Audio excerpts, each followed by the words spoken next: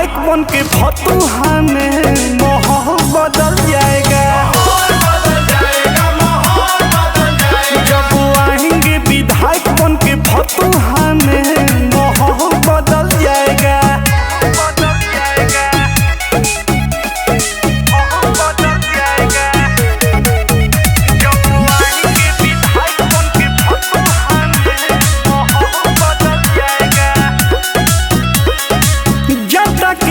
वाला रही हरदम खड़ हो, ऐसा न मौका नया ही बार बार हो।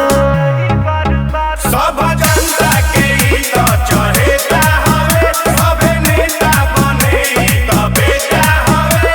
विरोधियों के घमंड सारा चूर हो जाएगा। चूर हो जाएगा जी, चूर हो जाएगा। जब आएंगे विधायक बन के फतुहा में माहौल बदल जाएगा।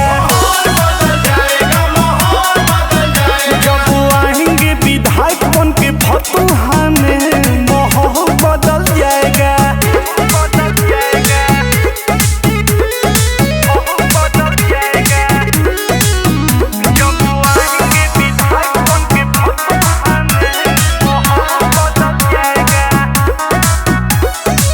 गरीब लाचार के सहारा बन के आई है, फतुहा के गली गली चमकई है।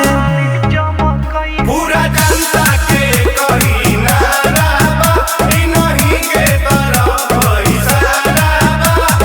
विजय के ताज इन्हीं को दिया जाएगा। भैया को दिया जाएगा, भैया को दिया जाएगा। जब आएंगे विधायक बन के फतुहा